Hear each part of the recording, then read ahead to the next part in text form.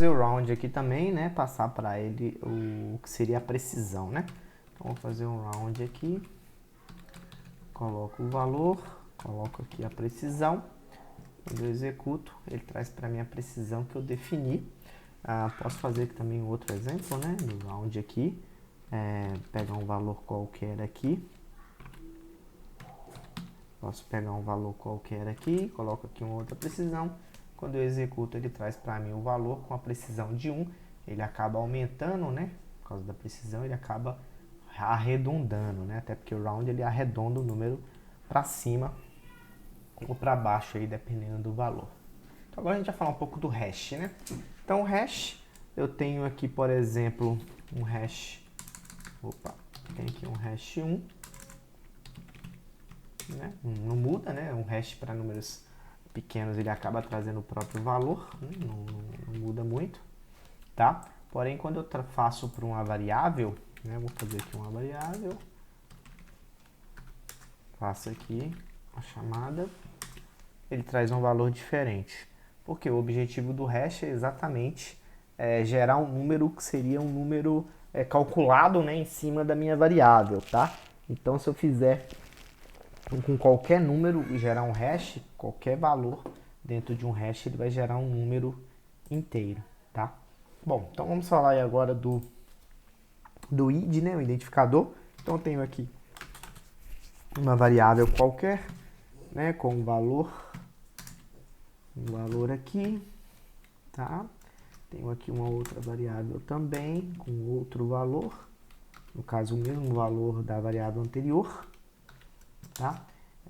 Bom, rodei eles caras, agora eu vou falar, olha, full é igual a bar.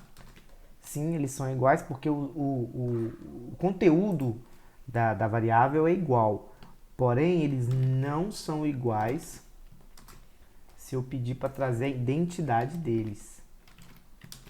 São diferentes. Ou seja, a identidade dele, a referência dele na memória é diferente, apesar do valor ser igual, né?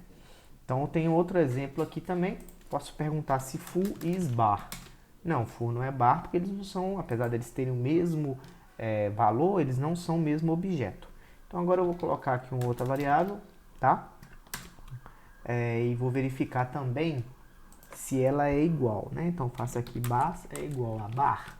Sim, é igual, por quê? Porque realmente eles têm os mesmos valores. Agora a pergunta é, base e bar, ou seja, eles são o mesmo objeto? Sim, são o mesmo objeto, tá? E eu consigo confirmar isso se eu fizer de outra forma aqui também, tá? Então, ou seja, eles possuem a mesma identidade, tá? Então essa é uma forma de buscar o que seria a referência do objeto dentro da memória, né? No caso aí a referência dele, a identidade dele, tá?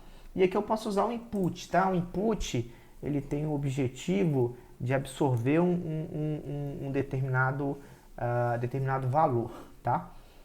Bom, vamos fazer um exemplo aqui. Full input teste. Então ele trouxe aqui para mim e armazenou, né? Então se eu pedir para printar o full, ele vai trazer o valor de teste que foi o que eu digitei.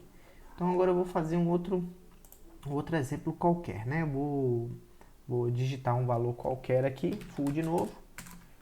Chamo aqui o input, digite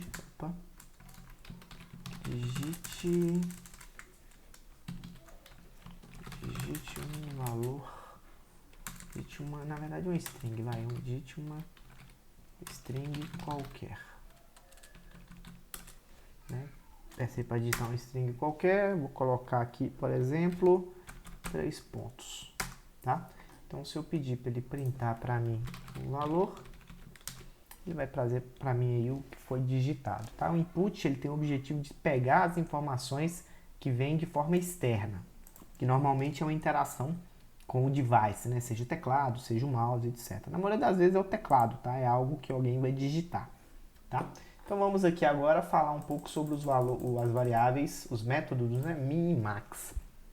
Então, por exemplo, eu posso chamar a função min aqui, o método min, passo para ele aqui alguns valores, né? E pergunto qual desses valores é o menor, ele vai me trazer. Posso também pedir o max, pedir para ele trazer para mim qual desses valores é o maior, e ele vai me trazer, tá? E se eu fizer isso com um caractere, ele vai seguir a ordem alfabética, tá?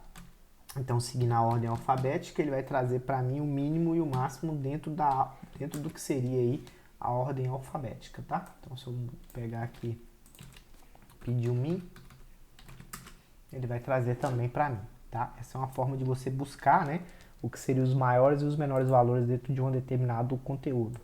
Agora vamos aí para o enumerate, né? Então, o enumerate, a gente falou sobre enumerate, né? Ele retorna aí um objeto interável. Então, vou chamar aqui uma variável, vou passar valores para essa variável, passei valores para ela, vou aqui adicionar uma variável y, que vai ter o enumerate do x, né, que é a variável que tem os meus objetos, né, uma lista, tá? Bom, e posso pedir para ele trazer o tipo, né? Qual é o tipo do y, né? Da variável y. Ele vai falar que é um tipo enumerado, tá? Então, se eu fizer agora um for, pego aqui o i, que é a posição, o j, que é o valor de y, e peço para ele printar isso para mim, né? Utilizando aqui a saída, o format, tanto de i quanto de j, ele vai trazer para mim os valores enumerados, né, onde eu tenho a posição e o conteúdo, tá? Então é isso aí que a gente tinha para mostrar relacionados aos comandos, os principais comandos do Python para o capítulo 2.